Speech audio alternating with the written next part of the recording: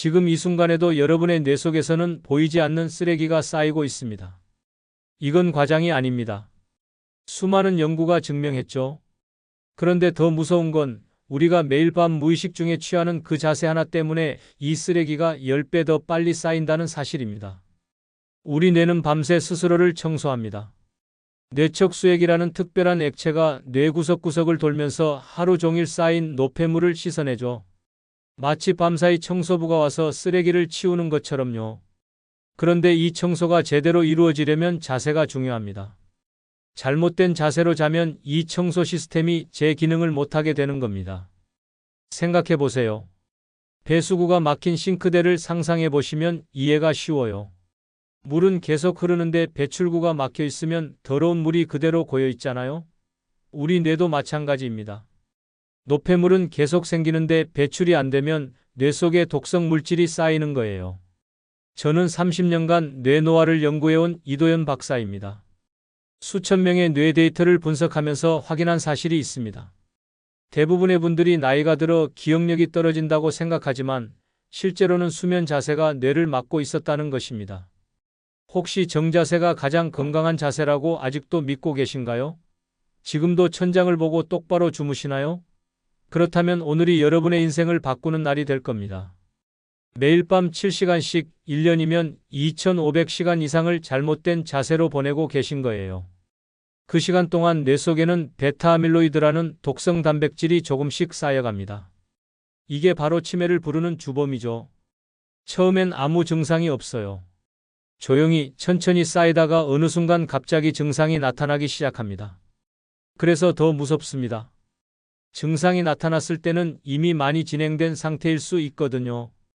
요즘 아침마다 머리가 무겁거나 기억이 흐릿하신 분 계신가요? 혹시 단어가 잘 떠오르지 않거나 방금 한 말을 다시 물어보시진 않나요? 손주 이름이 헷갈리거나 가스불을 껐는지 확인하러 부엌에 다시 가시진 않나요? 그렇다면 오늘 영상이 여러분께 꼭 필요한 내용입니다. 설마 이런 증상들이 그냥 나이 탓이라고만 생각하시는 건 아니시죠? 사실은 매일 밤 자는 자세가 문제일 수 있습니다. 작은 자세 하나로 10년 후의 기억력이 달라질 수 있습니다. 지금부터 제가 30년간 연구하며 확인한 명확한 사실들을 알려드릴게요. 여러분도 지금 천장을 보고 주무신다면 댓글에 숫자 1을, 옆으로 주무신다면 숫자 0을 남겨주세요. 여러분의 수면 자세가 궁금합니다. 제가 기억하는 한 분이 있습니다. 60대 중반의 박은정님이셨죠. 늘 식습관도 좋고 운동도 열심히 하셨지만 어느 날부터 아침마다 머리가 멍하고 단어가 잘 떠오르지 않는다고 하셨습니다. 처음엔 그냥 나이 탓이라 생각하셨죠. 그분은 매일 아침 6시에 일어나서 30분씩 산책을 하셨어요. 식단도 채소 위주로 꼼꼼히 챙기시고 일주일에 3번은 수영장도 다니셨습니다. 건강관리에 누구보다 신경을 쓰시는 분이었어요. 주변에서도 나이에 비해 정정하시다고 칭찬을 많이 들으셨대요. 그런데 어느 순간부터 이상한 일들이 생기기 시작했습니다. 마트에 장을 보러 갔다가 뭘 사러 왔는지 잊어버리고 손주들이 놀러 왔는데 이름이 헷갈려서 당황하셨대요. 처음엔 그냥 피곤해서 그런가 보다 하고 넘기셨는데 점점 횟수가 잦아지니까 불안해지셨죠. 특히 아침에 일어났을 때가 제일 심했다고 하셨어요. 머리가 무겁고 멍한 느낌이 한두 시간은 지속됐대요. 이게 나이가 들어서 당연히 겪는 일인가 싶으면서도 주변 친구들은 이 정도로 심하지 않으니까 혼자만 뭔가 문제가 있는 건 아닌가 걱정이 되셨던 거예요. 그분의 딸이 저한테 어머니를 데려오셨을 때 저는 먼저 생활 습관을 여쭤봤습니다. 식사, 운동, 수면 패턴을 하나씩 점검했죠. 그런데 작은 습관 하나가 문제였습니다. 평생 천장을 보고 자는 정자세를 유지해 오셨던 겁니다. 박은정님은 어릴 때부터 바른 자세로 자는 게 중요하다고 배우셨대요. 그래서 평생을 반듯하게 천장을 보고 주무셨던 거죠. 그 자세로 매일 7시간씩 자는 동안 뇌 속 노폐물이 점점 쌓이고 있었던 겁니다. 제가 제안드린 건 단 하나, 왼쪽으로 돌아 누워 자기였습니다. 처음엔 너무 불편하다고 하셨어요. 60년 넘게 정자세로 자다가 갑자기 옆으로 누우니까 잠이 안 온다고 하셨죠. 그래서 천천히 적응하시라고 말씀드렸습니다. 처음 일주일은 10분이라도 옆으로 누워 있다가 불편하면 다시 돌아가시고 그 다음 주엔 20분, 30분 이렇게 조금씩 시간을 늘려가시라고요. 한 달 뒤 박은정님이 연락을 주셨어요. 머리가 맑아지고 기억력이 확실히 좋아졌다고 말씀하셨습니다. 아침에 일어났을 때 머리가 개운하고 손주들 이름도 바로바로 나온다고 하시더라고요. 마트에 가서도 살 것들이 명확하게 떠오르고 예전처럼 멍한 느낌이 없다고 하셨어요. 단지 자는 자세만 바꿨을 뿐인데 이렇게 달라질 수 있다는 게 놀라우셨대요. 그분은 이제 주변 친구들한테도 왼쪽으로 자라고 권하신다고 하시더라고요. 오늘 이 영상에서 말씀드릴 내용은 여러분의 뇌 건강 관리 방식을 완전히 바꿀 수 있는 중요한 지혜입니다. 이 이야기를 끝까지 들어야 전체 흐름을 알 수 있습니다. 왜 왼쪽으로 자야 하는지, 어떻게 자세를 바꿔야 하는지, 함께 실천해야 할 다른 습관은 무엇인지 모두 담았거든요. 혹시 아직 구독과 좋아요를 누르지 않으셨다면 지금 바로 눌러주세요. 이 채널은 여러분의 건강한 노년을 응원합니다. 끝까지 보시면 왜 오늘 밤부터 자세를 바꿔야 하는지 확실히 이해하실 수 있을 겁니다. 마지막에 나올 단 하나의 습관이 모든 것을 바꿀 수 있습니다. 끝까지 보지 않으시면 가장 중요한 실천법을 놓치게 됩니다. 이렇게 작은 변화만으로도 달라질 수 있습니다.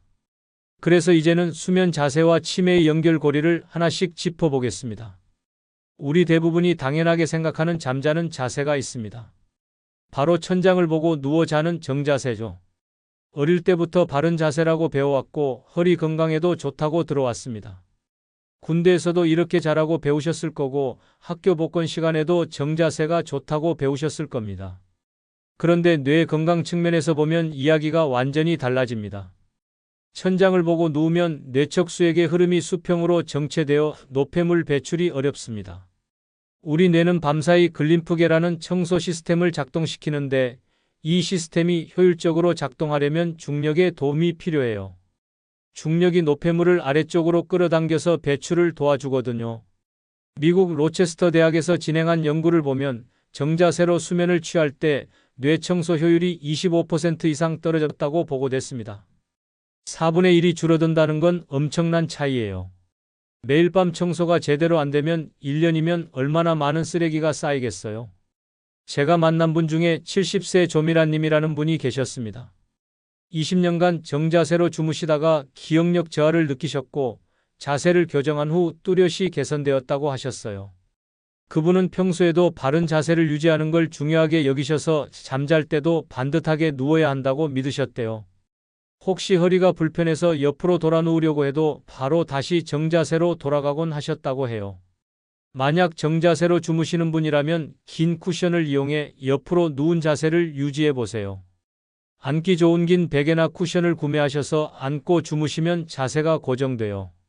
처음엔 어색하고 불편할 수 있지만 일주일만 참고 견디면 익숙해집니다. 다만 허리 통증이 있다면 억지로 고정하지 말고 편한 범위 내에서 조절하시는 게 좋습니다. 허리 디스크가 있거나 척추에 문제가 있으신 분들은 무리하지 마세요. 혹시 여러분도 천장을 보고 주무시나요? 그렇다면 오른쪽으로 누워 자는 건 어떨까요? 사실 옆으로 자는 것만으로도 정자세보다는 낫지만 방향이 중요합니다. 오른쪽으로 누우면 위와 간이 눌려 순환이 방해되고 숙면이 어려워집니다. 우리 몸의 구조상 위는 왼쪽에 치우쳐 있고 간은 오른쪽에 있어요. 오른쪽으로 자면 위산이 식도 쪽으로 역류하기 쉽고 간도 압박을 받게 되죠. 특히 저녁을 드시고 바로 주무시는 분들은 오른쪽으로 자면 속이 더부룩하고 불편할 수 있어요. 위에 음식이 남아있는 상태에서 오른쪽으로 누우면 위산이 식도로 올라오기 쉬워지거든요. 그러면 가슴이 쓰리고 답답한 느낌이 들죠. 서울대 연구팀에서 발표한 내용을 보면 오른쪽 측위가 위산 역류와 숙면 저하를 유발할 수 있다고 보고했습니다.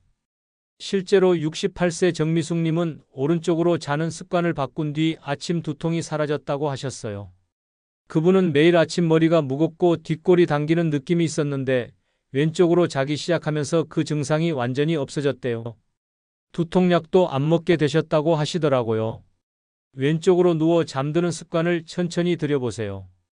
급하게 바꾸려고 하면 오히려 잠을 못 이룰 수 있으니 조금씩 적응하는 게 중요합니다. 심장 질환이 있는 경우에는 자세 변경 전에 전문가와 상의하시는 게 좋고요.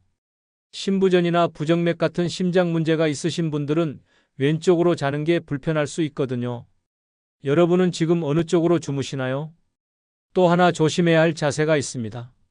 바로 엎드려 자는 습관이에요. 어떤 분들은 엎드려 자야 편하다고 하시는데 이 자세는 목과 척추에 압력을 가해 혈류순환을 방해합니다. 엎드리면 고개를 한쪽으로 돌리게 되잖아요. 그러면 목뼈가 틀어지고 경추에 무리가 가면서 뇌로 가는 혈액 공급이 원활하지 않게 됩니다. 목을 한쪽으로 계속 틀고 있으면 경동맥이 눌려요. 경동맥은 심장에서 뇌로 가는 주요 혈관이거든요. 이게 눌리면 뇌에 산소와 영양분이 제대로 공급되지 않습니다. 그래서 아침에 일어나면 어지럽고 머리가 멍한 거예요. 국내 한 연구기관에서 진행한 연구를 보면 엎드린 자세는 뇌산소 공급을 줄이는 경향이 관찰됐습니다. 66세 이상 진님은 엎드려 자던 습관을 바꾸자 어지럼증이 크게 줄었다고 하셨어요. 그분은 아침에 일어나면 늘 어지럽고 균형 잡기가 힘들었는데 옆으로 누워 자기 시작하면서 그런 증상이 거의 사라졌대요. 화장실 가는 것도 훨씬 안정적이 되셨다고 하시더라고요. 낮은 베개와 옆으로 눕는 자세를 병행해 보세요. 베개가 너무 높으면 목에 부담이 가니까 자신에게 맞는 높이를 찾는 게 중요합니다. 목에 불편함이 있다면 높은 베개는 피하시고요. 혹시 엎드려 자는 버릇 있으신가요? 여기서 많은 분들이 놓치는 게 하나 있습니다. 바로 잠들기 전 스마트폰 보는 습관이에요. 자세가 아니라 습관이지만 이게 수면의 질을 크게 떨어뜨립니다. 침대에 누워서 유튜브 보고 뉴스 읽고 메시지 확인하는 분들 많으시죠? 저도 처음엔 잠깐만 보려고 하는데 어느새 1시간이 지나가더라고요. 블루라이트는 멜라토닌 분비를 억제해 깊은 수면을 방해합니다. 멜라토닌은 우리 몸에서 자연스럽게 만들어지는 수면 호르몬인데 밤에 불을 끄고 어두워지면 분비가 시작돼요. 그런데 스마트폰의 밝은 화면을 보면 뇌가 아직 낮이라고 착각해서 멜라토닌 분비가 억제되는 거죠. 그러면 잠이 안 오고 뒤척이게 됩니다. 국립수면재단에서 발표한 자료를 보면 스마트폰 사용 후 수면 진입 시간이 평균 40분 늦어진다고 합니다. 72세 김연아님은 텔레비전 대신 책을 읽기 시작하면서 수면 질이 좋아졌다고 하셨어요. 그분은 매일 밤 침대에서 휴대폰으로 드라마를 보다가 잠드셨는데 이걸 종이책으로 바꾸니까 훨씬 빨리 잠들고 아침에도 개운하더래요. 눈도 덜 피곤하시다고 하셨어요. 잠들기 1시간 전에는 전자기기를 멀리하세요. 처음엔 심심하고 손이 갈 수 있지만 습관이 바뀌기까지 2주 정도는 필요합니다. 그 시간 동안 조금만 참으면 확실히 달라지는 걸 느끼실 거예요. 혹시 여러분도 자기 전까지 휴대폰을 보시나요? 마지막으로 이야기하고 싶은 게 있습니다. 늦은 저녁 식사 습관이에요. 저녁을 늦게 먹고 바로 자리에 누우면 소화 때문에 잠을 설치게 되죠. 속이 더부룩하고 불편해서 뒤척이게 됩니다. 그런데 여기서 더 큰 문제는 뇌 청소 시스템이 제대로 작동하지 못한다는 겁니다. 우리 몸은 공복 상태일 때 글림프계가 더 활발하게 작동합니다. 음식을 소화하는데 에너지를 쓰면 뇌 청소에 쓸 에너지가 부족해지는 거죠. 몸의 에너지가 소화기관으로 몰리면 뇌 청소는 뒷전이 되는 겁니다. 국제수면학회에서 발표한 연구를 보면 공복 상태 수면이 글림프계 활성에 도움된다고 합니다. 69세 안정숙님은 저녁을 3시간 일찍 먹은 뒤 숙면과 기억력이 개선됐다고 하셨어요. 그분은 원래 저녁 8시쯤 식사를 하고 10시에 주무셨는데 저녁을 5시로 앞당기고 10시에 자니까 아침에 머리가 훨씬 가볍더래요. 소화도 잘 되고 숙면도 잘 취하게 되셨대요. 잠들기 3시간 전에는 식사를 마무리하세요. 저녁을 일찍 먹는 게 어렵다면 양이라도 줄여보세요.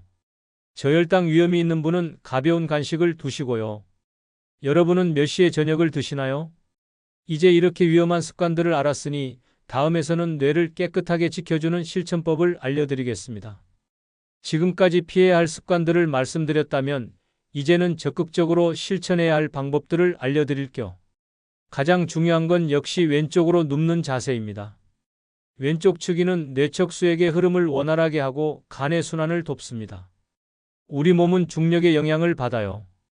왼쪽으로 누우면 뇌에서 척추 쪽으로 노폐물이 자연스럽게 흘러내리고 간도 압박받지 않아서 해독 작용이 잘 이루어집니다. 또 심장이 왼쪽에 있어서 혈액순환도 더 원활해지고요.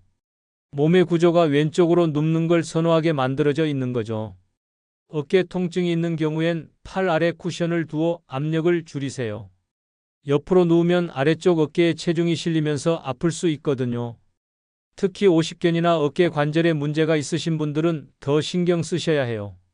작은 쿠션 하나만 받쳐도 훨씬 편해집니다. 긴 베개를 안고 왼쪽으로 누워 자세를 유지하는 것도 좋은 방법이에요.